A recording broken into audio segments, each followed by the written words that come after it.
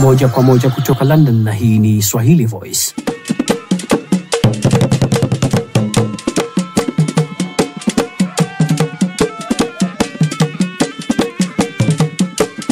Habari za kutwa wapenzi watazamaji wetu popote pale mnapotufuatilia, na ifuatayo ni taarifa ya habari ya wiki nzima kutoka Swahili Voice ya hapa London.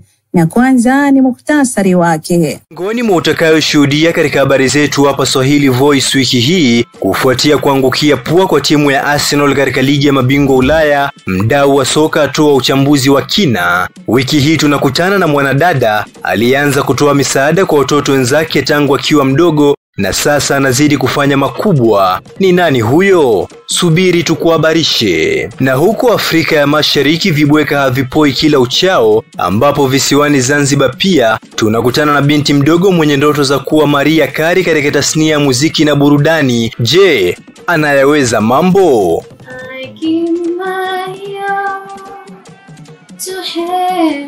Tuandikie kwenye comments. Kwa hayo na mengineo mengi, usikose kujumuika nasi katika taarifa yetu hii ya habari hapa Swahili Voice pekee. Msomaji wako leo hii ni mimi Asia Sharif, na kwanza ni habari za ndani.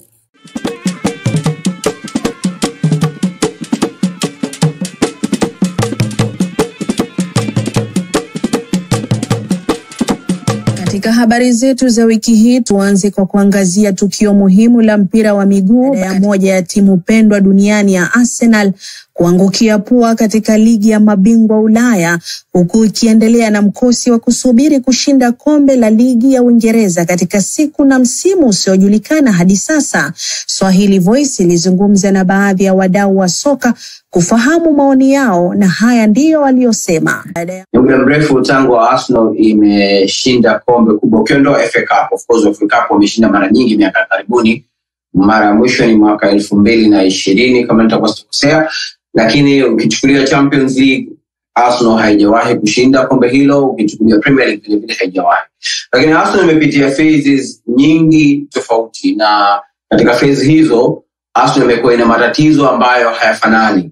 Lakini tuizungumzie hii latest phase, miaka 5 ya Mikel Arteta Matriane, ambayo alikuja na kile alichokiita trust the process, na akaahidi kwamba Arsenal itapitia phase 5, na itakapofika phase ya 5 Arsenal itakuwa tayari kuchukua ubingwa. Na mwaka huu season hii ya 2024-2025 ndio ambayo phase ya 5 ya Mikel Arteta katika uongozi wake kama manager wa Arsenal. Yet again Arsenal wameshindwa kutoa kombe lolote. Kuna sababu 2-3 za msingi sana ambazo zimesababisha kufeli kwa Arsenal msimu huu. Nyingine ziko ndani ya mikono yao na nyingine hazipo ndani ya mikono yao. Tukianza zile ambazo wao hawawezi kuzicontrol. Ya kwanza ni majeruhi. Msimu huu peke yake Arsenal imekabiliana na majeruhi 42. Ricardo Calafiori peke yake ameumia mara 5 kwenye msimu huu. Bukayo Saka ambaye ndio star boy wa Arsenal Football Club amekaa juu baada ya kupata jeraha kubwa la hamstring siku 101 ndani ya msimu huu. Captain Martin Odegaard amekosa mechi zipatazo 12 msimu huu. Kai Havertz ameumia tangu Januari na msimu wake ulimalizika mpaka leo hakurejea uwanjani. Gabriel Magalhaes kabla ya mechi ya nusu finali dhidi ya PSG katika Champions League naye ameumia. Mikel Merino alianza ligi baada ya mechi 12 baada ya kuwa na jeraha kwenye bega. Kwa hiyo imekuwa na bahati mbaya kubwa sana ya majeruhi, ambapo hakuna timu, ukichukulia kigezo hichi peke yake, Arsenal kumaliza wa pili na kufika nusu finali ya Champions League na majeraha 42 ndani ya msimu, mengine kwa key players, mengine ni long term injuries, na mengine ni yamemaliza msimu wa wachezaji. Basi mimi naweza kusema kwamba ni mafanikio makubwa waliyopata kutokana na hali hii. Kwa hiyo hii ni sababu ya kwanza ambayo Arsenal imekosa kufanya vizuri msimu huu. Lakini sababu ya pili ipo ndani ya mikono ya Arsenal. Arsenal inakosa prolific striker, yule mchezaji ambaye atamaliza msimu akiwa na magoli 30. Kai Havertz alikuwa anaelekea huko mpaka kufika Januari. Kai Havertz nusu msimu tayari alikuwa na magoli 15 in all comps, mashindano yote, na assumption ni kwamba kama angemalizia miezi nusu ya msimu uliobaki huenda angefika 30, lakini bahati mbaya aliumia. Kwa hiyo Januari watu wengi walitarajia Arsenal kwenye lile dirisha dogo la usajili Arsenal inunue striker, kwa sababu ambazo zinaeleweka tu ndani ya klabu, kwa sababu nje ya klabu yani washabiki, media na watu wengine wote kama kwamba walikuwa hawajaamini kwa nini Arsenal haikununua striker Januari. Kwa hiyo kwa sababu ambazo zinaeleweka ndani tu Arsenal haikununua striker, na kwa mfano kwenye mechi ya nusu finali ya pili dhidi ya PSG Arsenal was a better team, ilikuwa ni timu bora kuliko PSG kimchezo, ilikuwa na XG bora kuliko PSG, ilikuwa na imecreate more chances kuliko PSG, imetengeneza nafasi kubwa za magoli 4, PSG imetengeneza nafasi za magoli 2 tu. Imefanya vizuri katika kila namna ukilinganisha timu mbili hizi, isipokuwa katika ufungaji. Tatizo lilikuwa wapi? Ni quality ya finishing ya wachezaji wa Arsenal. PSG they had 2 chances, wamezichukua, wamezitumia vizuri, wamefunga mabao 2. Arsenal katika chance 4 wamefunga goli 1. Wana diaspora wenye asili ya Zanzibar waishio huko mjini Leicester wiki hii walipata fursa ya kushiriki katika kikao maalum na wadau wa benki ya PBZ kutoka Zanzibar waliofika nchini hapa kujadili huduma za benki ya Kiislamu na fursa ya Zanzibar Sukuk.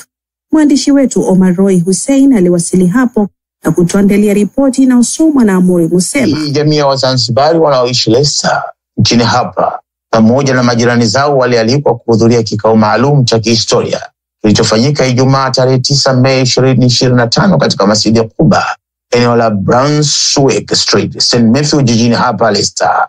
Katika mkutano huo, mgeni rasmi alikuwa mwakilishi kutoka benki ya watu wa Zanzibar kupitia idara ya benki ya Kiislamu, ambaye alitoa maelezo ya kina kuhusu huduma mbalimbali za kifedha zinazotolewa na benki ya BPZ. Alhamdulillah, nashukuru Mwenyezi Mungu nimeweza kufika hapa Leicester, UK, na nimekutana na jumuiya ya Swahili speakers, lakini hivyo jumuiya nzuri kabisa kutoka visiwani Zanzibar na Tanzania kwa ujumla. Alhamdulillah, nimepata mapokezi mazuri kabisa na nimeweza kukaa na wadau mbalimbali na kuweza kueleza kuhusu huduma za benki ya Zanzibar kwa upande wa benki ya Kiislamu, lakini pia tumeweza kuongea hasa kuhusu uwekezaji huu wa Sharia compliant ambao ni Zanzibar Sukuk, ambayo imekuwa originated na serikali ya Mapinduzi ya Zanzibar. Mategemeo yangu ni makubwa kwamba watu kwanza wamepata elimu ya kutosha au elimu ambayo inaweza kuwawezesha kuisambaza kwa watu wengine, lakini pili kuweza kuwekeza Zanzibar kwa njia moja ama nyingine. Huku akieleza pia kwa kina kuhusu mpango mpya wa kifedha uitwao Zanzibar Sukuk. Akieleza kwa undani, mmoja wa wageni rasmi wa shughuli hii alisema Zanzibar Sukuk ni fursa ya uwekezaji inayozingatia misingi ya kifedha ya Kiislamu. Alhamdulillah. Kwa kweli mimi nitasema ziko linked, kwa maana kwamba nilipokuwa nipo London wao walinishauri sana nije katika miji hii ya Birmingham, Leicester, Glasgow pamoja na Milton Keynes, na katika kupata fursa ya kuweza kutembea katika kipindi hichi kifupi nimeweza kwenda Birmingham, tumeweza kuongea na wadau mbalimbali na wao wenyewe pia wameshauri sana nije Leicester, na alhamdulillah nashukuru nimeweza kuja Leicester kuonana na wadau na wamenipa moyo kwa kweli, si tu kuzungumzia swala la Sukuk, lakini kuzungumzia hasa maendeleo au jinsi gani tunaweza kuendeleza nchi yetu.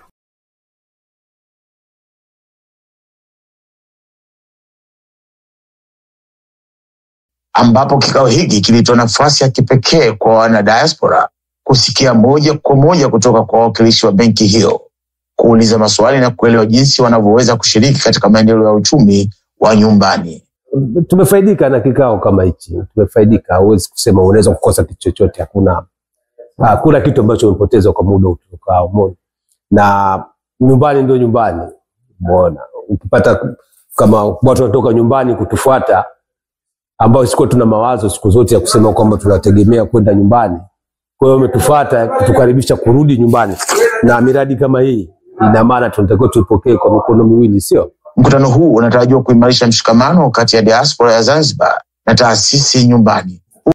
Sema kweli, kuna baada kuja Seramia hapo kutueleza swala la kuku.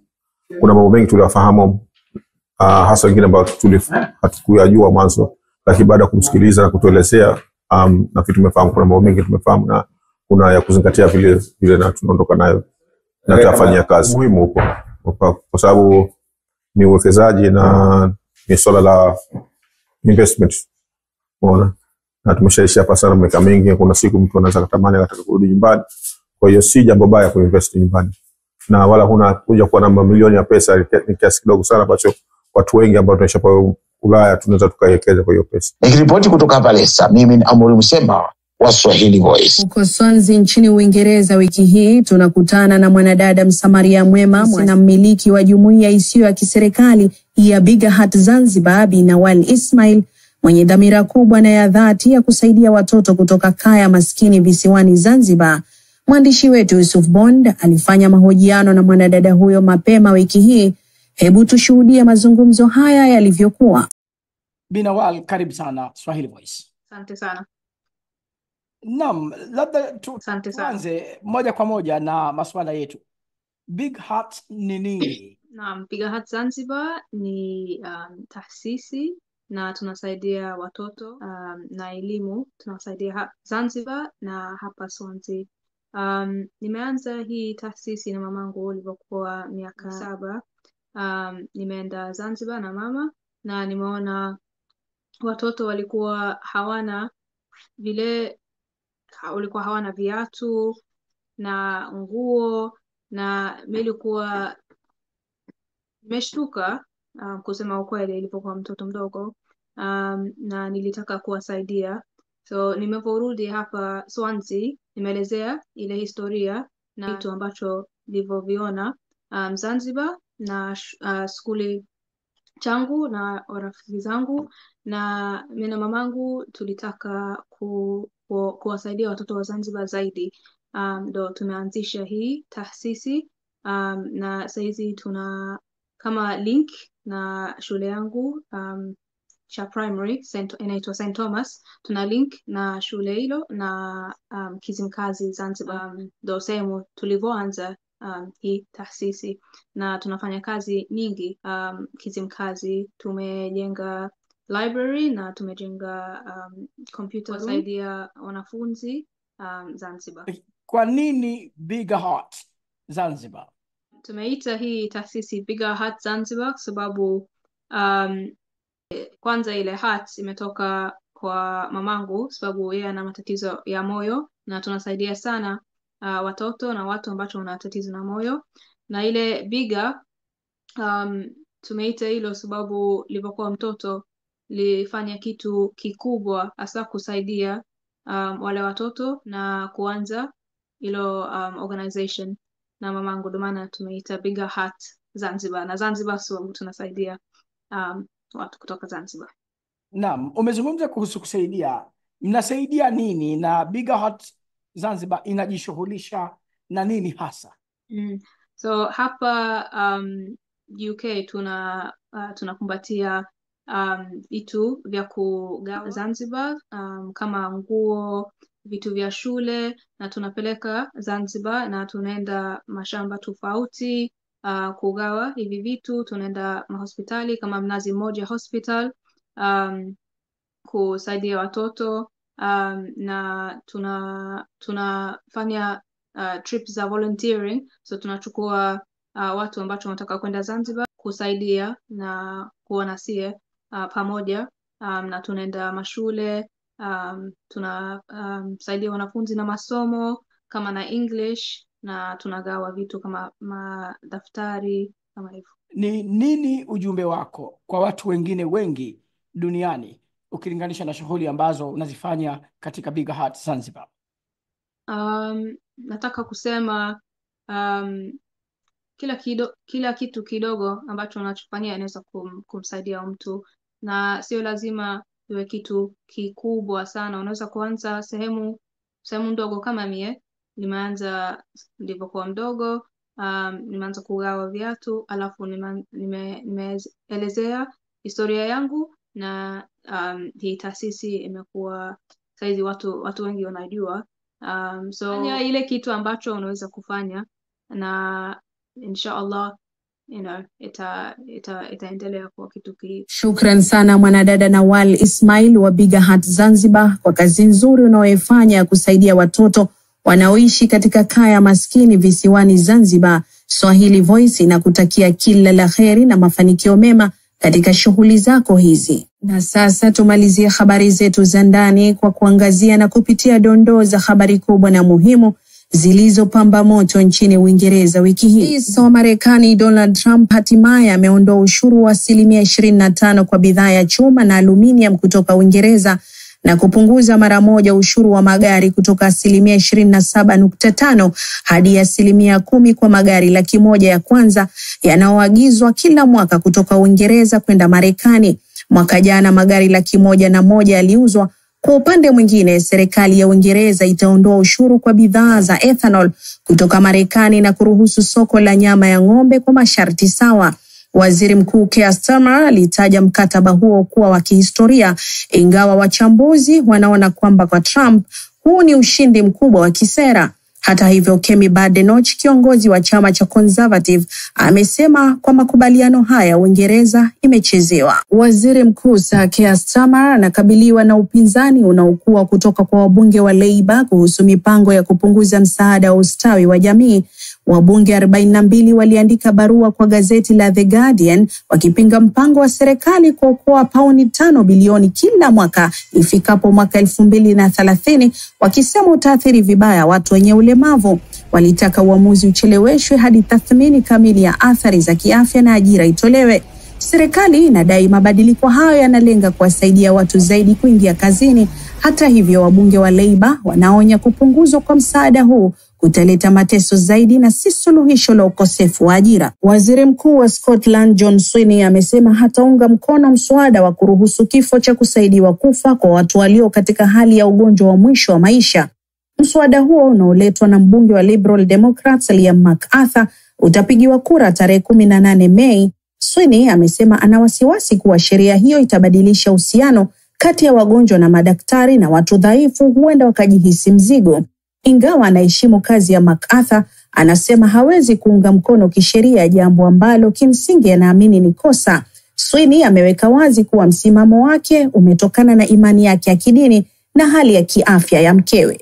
Wakati elimu ikiaminika kuwa ufunguo wa maisha duniani, ripoti mpya ya ofisi ya wanafunzi OFS imeonyesha kuwa zaidi ya 40% ya vyuo vikuu nchini England vinakabiliwa na ukata wa kifedha, huku 117 kati ya taasisi 270 zikitarajiwa kuwa na upungufu wa bajeti kufikia mwezi Julai mwaka jana. Kupungua kwa idadi ya wanafunzi wa kimataifa hasa baada ya mabadiliko ya visa mnamo Januari mwaka 2024 kumechangia hali hii. Vyuo vinategemea sana ada kubwa kutoka kwa wanafunzi wa kimataifa, kwani ada za ndani hazijaongezeka kulingana na mfumuko wa bei. Serikali inapendekeza kuongeza ada ya masomo hadi pauni 9,535 huku wakihimiza mageuzi zaidi ili kuimarisha elimu ya juu. Unaendelea kuangalia taarifa hii ya habari kutoka Swahili Voice ya hapa London, na sasa ni habari za Afrika ya Mashariki.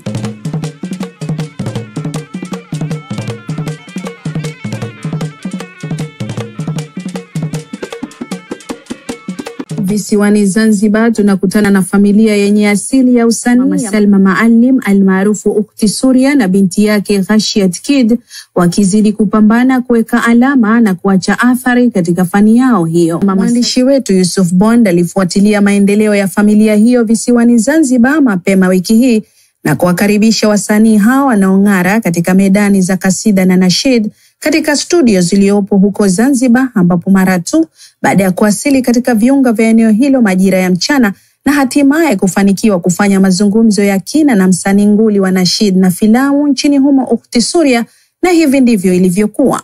Familia yako ilionekana imesheheni vipaji na uwezo wa kisanaa. Sasa hapa namaanisha binti yako. Naam. Ana kipaji cha kuimba na kughani kasida. Umekipokea kipaji chake hiki? Kusema la kweli nimekipokea vizuri, na kama vile nilivyoelezea mwanzo, mimi toka mdogo nilikuwa naimba kasida, basi na yeye umri mdogo tunafikiri kufika miaka 4-5 kamuona naimba. na mara kachukua kasida ya huyu, mara kachukua kasida ya huyu. Nikasema nikamtizama, nikasema huyu ananifuata mimi mwenyewe. Maji huyu yanafuata mkono. Kwa hiyo hapa amefika penyewe. Waswahili wanasema bwana wanyoka ni nyoka. Kwa hiyo nikajaribu kumsikiliza na kumuimbisha. Nashukuru ameweza kufanya vizuri na amekuwa kijana mmoja ambaye amekubali mbele na anafanya vizuri. Ni mipango gani, matarajio gani ambayo nayo juu ya binti yako huyu? Hasa ukichukulia kwamba yeye anachipukia na wewe uko karibu karibu na kule. Na kusema la kweli kwa binti yangu matarajio ya baadaye ni mazuri. Kwa sasa yuko kwenye mitihani, anatarajia kufanya kidato cha 4 inshallah, lakini matarajio ya baadaye ni mazuri. Kwa sababu kwa nini nikasema hivi? Nilikuwa nafanya nashidi hapo awali. Nashidi ni mawaidha. Na inafika kwa wakati kwa binti wa kike inabidi achishwe zile nashidi kutokana kwa zile sauti za kike na namna gani kusimama kwenye majukwaa na nini inaleta kama shida kidogo. Lakini inaruhusu kwa mtoto wa kike kufanya kasida hizi, kama vile saa nyingine unakuta watu wanashuhudi wanasema mimi nataka wapigaji wanawake, sitaki wanaume. Kwa hiyo anatengeneza hizo kazi, kwa hiyo atafanya. Lakini kwa kipindi hichi hapa kidogo nimestop, amalize masomo yake alafu ataweza kuendelea. Mara tu baada ya kuzungumza na mama huyo msanii, mwandishi wetu pia alipata fursa ya kuzungumza na mtoto wa Ukhti Suria, msanii anayechipukia kwa kasi, mwanadada Khashiat Ramadhan Jussa, anayetambulika zaidi kwa jina la kisanii kama Khashai Kid, na mambo yalikuwa kama hivi.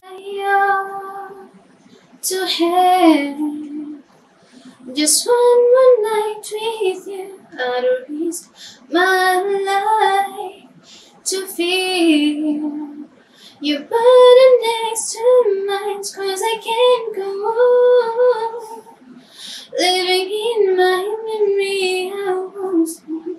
I give my heart. Karibu sana Bi Khashiat. Assalamu alaikum wa rahmatullahi wa barakatuh. Kwa majina naitwa Khashiat Ramadhan Jussa almaarufu Khashiat Kid. Karibu sana studio. Mimi nilikuwa ni mwimbaji nashid mwanzo. Kama nashid watu wanavyojua kwamba ikifika stage fulani nashid inatakiwa mtu aache, kutokana na sisi wanawake kwamba nashid ni mawaidha.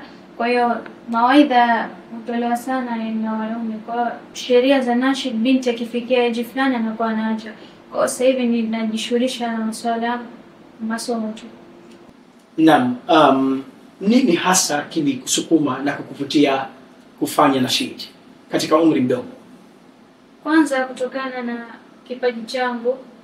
Nilikuwa napenda sana kuimba, afu nikimtazama na mamangu naye alikuwa ni mwimbaji. Kwa hiyo hicho ndio kilichofanya nikasukuma. Sababu mwenyewe nilikuwa naweza kuimba. Naam, ni lini hasa uligundua una kipaji cha maghani haya aina hii? Tangu mdogo anaweza kuimba. Tangu mdogo alikuwa anapenda kusikiliza nyimbo sana za kizungu, kasida, hizo nashid. Kwa mamangu akaniambia kwa vile una uwezo wa kuimba hicho kitu, ndio maana nikaanza na nashid. Naam, kwa nini nashid na sio vitu vingine? Kutokana na sisi Waislamu nashid ni mawaidha. Na mawaidha hayo yanapitishwa kwa njia ya mashairi, na ndio maana nikachagua nashid. Vizuri sana. Vizuri sana. Na labda tuendelee mbele kidogo. Ni yapi malengo yako ya baadaye katika sanaa ukiwa kama msanii mwenye ndoto kubwa? Kwa sasa hivi najishughulisha na masomo. Kwa baadaye inshallah nataka kuwa nimeweka mwenyewe inshallah nataka kuwa msanii kukiendeleza kipaji changu. Lakini kwa sasa niko kumaliza masomo.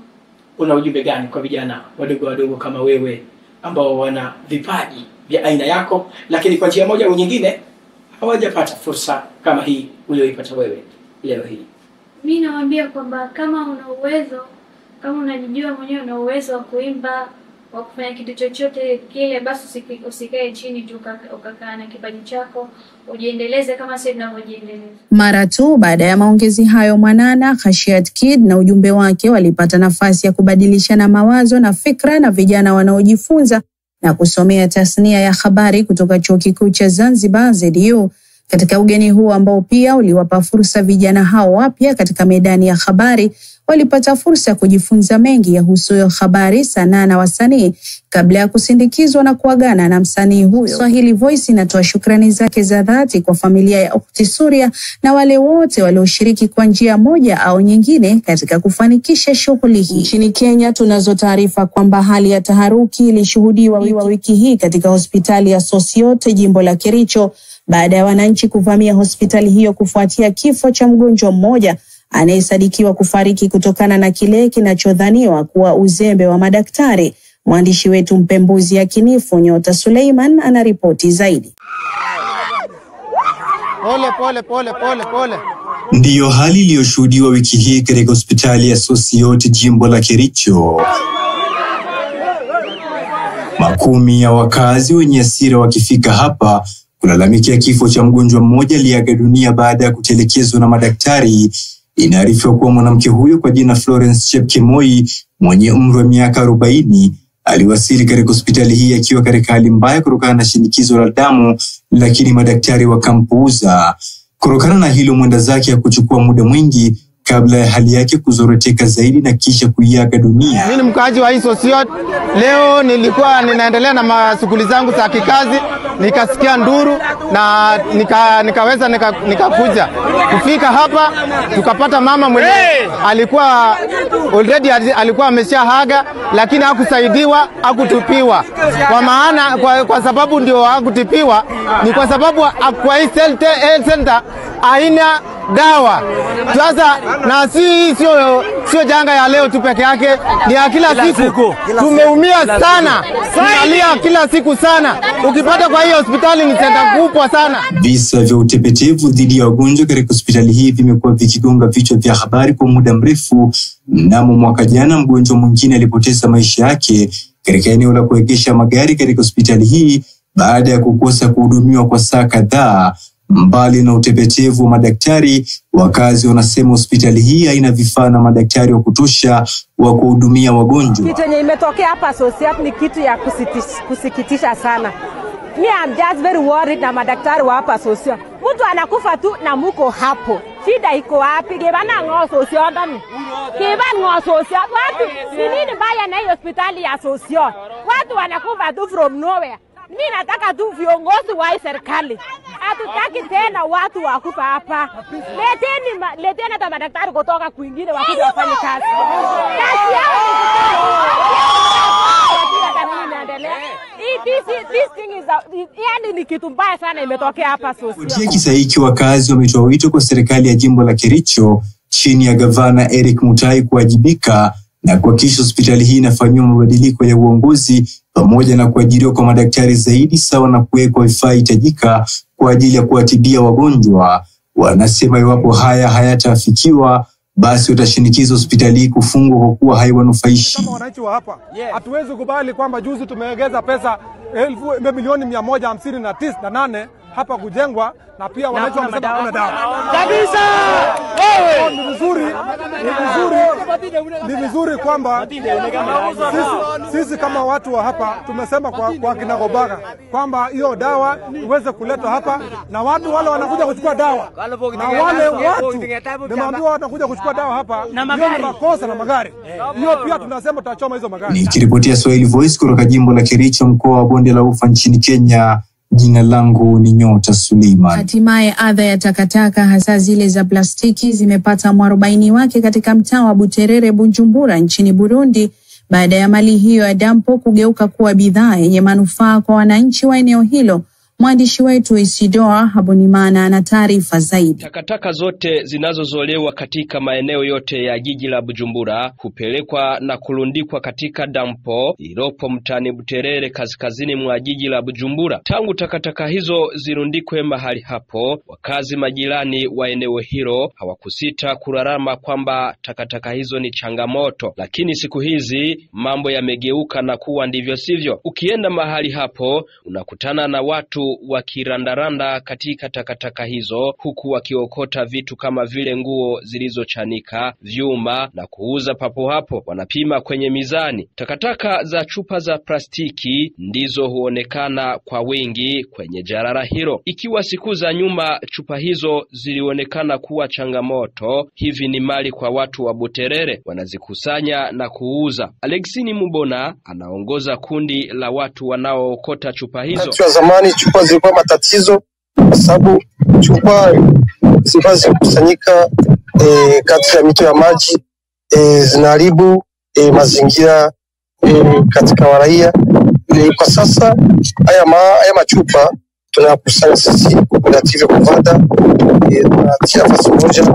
Alafu kuna company inaitwa Nezeba company inafanya kuja inachukua, alafu waraia wanapata pesa kutoka katika haya machupa. Mtu mmoja kwa siku anaweza kuokota chupa za plastiki zenye thamani ya 10,000 sarafu ya Burundi na kumwezesha kukidhi mahitaji yake ya kila siku na kupata akiba. Hawa raia kutumia hizi chupa kwa kuziokota, raia anaweza kuchukua kama kilo 30 kwa siku, kama kilo 40, kama kilo 50.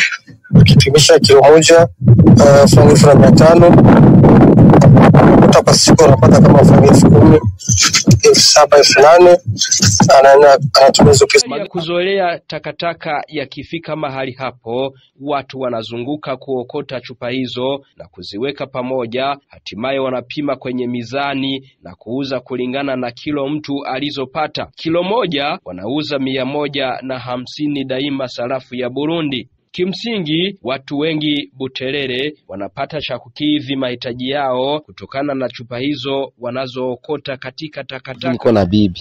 Nikija hapa nitaweza nikapata hata 5,000 ya kuemea hata 8. Undaga, matomate nini, au mafuta, machumvi hivyo. Cho maisha yetu haya. Tumanguo tunanunua, mamiato. Ni vitu vingi hapa tunapataga. Hivi niko na bibi. Isitoshe, ni jambo linalopokewa kwa mikono miwili kwa kuwa chupa hizo ni tatizo kwa mazingira. Itasaidia katika utunzaji wa mazingira yanayoharibika kutokana na utupaji taka ovyo. Chupa hizi za plastiki zinapelekwa katika viwanda ili kutengeneza vitu vingine kama mabeseni na kadhalika. Nikiripoti kutoka mtaani Buterere jijini Bujumbura nchini Burundi, mimi ni Izidori Habonimana wa Swahili Voice. Wapenzi watazamaji wetu, mnakumbushwa kusubscribe katika channel yetu hii, comment, like na share habari hizi na wengine. Komenti zote zitajibiwa. Na huu ndio mwisho wa habari za wiki kutoka Swahili Voice, na watakia wikendi njema, alamsiki.